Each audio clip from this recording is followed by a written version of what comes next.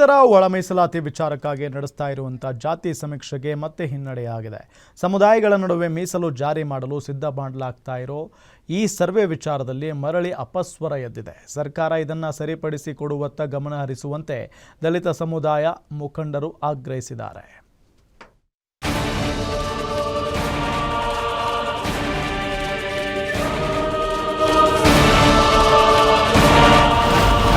ದಲಿತರ ಒಳ ಮೀಸಲಾತಿ ಸಮೀಕ್ಷೆಗೆ ಮತ್ತೆ ಅಪಸ್ವರ. ಸರ್ವೆ ಕಾಲಮಿತಿಯನ್ನ ವಿಸ್ತರಿಸಲು ಒತ್ತಾಯ. ದಲಿತ ಪಂಗಡಗಳ ಒಳ ಮೀಸಲು ಜಾರಿಗಾಗಿ ನಡೆಸಲಾಗ್ತಾ ಇರೋ ಒಳ ಮೀಸಲು ಸಮೀಕ್ಷೆ ವಿಚಾರಕ್ಕೆ ಮತ್ತೆ ಅಪಸ್ವರ ಎದ್ದಿದೆ. ಸಮೀಕ್ಷಾ ವಿಚಾರವಾಗಿ ಮಾದಿಗ ಸಮುದಾಯ ತನ್ನ ಆಕ್ಷೇಪ ವ್ಯಕ್ತಪಡಿಸಿದ್ದು, ಆನ್ಲೈನ್ ಸಮೀಕ್ಷೆ ಸಮರ್ಪಕವಾಗಿ ಆಗ್ತಿಲ್ಲ, ಇದರಿಂದ ನಿರೀಕ್ಷಿತ ಮಟ್ಟದಲ್ಲಿ ಸರ್ವೆಗೆ ಸ್ಪಂದನೆ ಸಿಗ್ತಿಲ್ಲ, ಸರ್ವೆ ಕಾಲಮಿತಿಯನ್ನ ವಿಸ್ತರಿಸಿ ಅಂತ ಒತ್ತಾಯ ಮಾಡಲು ಹೊರಟಿದೆ.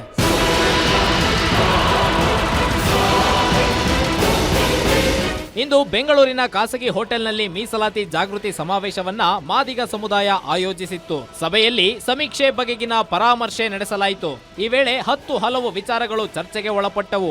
ಅದರಲ್ಲಿ ಪ್ರಮುಖವಾಗಿ ನಗರ ಪ್ರದೇಶಗಳಲ್ಲಿ ಸಮೀಕ್ಷೆಗೆ ಆಗ್ತಾ ಇರೋ ಹಿನ್ನಡೆ ಕುರಿತು ಚರ್ಚೆ ನಡೆಸಲಾಯಿತು.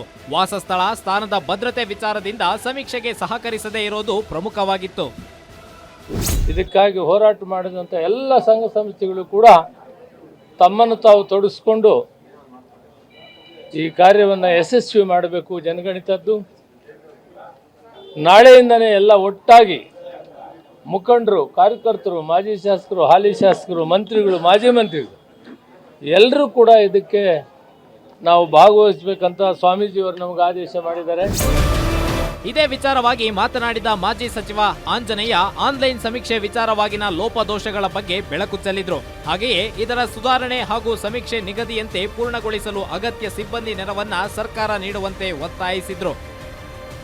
ಈಗ ಅನೇಕ ನಾವು ಗೊಂದಲಗಳನ್ನು ಇದು ಮಾಡಿಬಿಟ್ಟಿದ್ದೀವಿ, ಸಮಸ್ಯೆಗಳನ್ನು ಇದು ಮಾಡ್ಕೊಂಡಿದ್ದೀವಿ. ಈ ನಗರ ಪ್ರದೇಶದಲ್ಲಿ ಸರ್ಕಾರಿ ಶಿಕ್ಷಕರಿಲ್ಲ, ಅದೊಂದು ದೊಡ್ಡ ಕೊರತೆ. ಅದನ್ನು ಖಾಸಗಿ ಅವರಿಂದ ಕರ್ಕೊಂಡು ಮಾಡೋದಲ್ಲ ಅದು ಕೆಲಸ.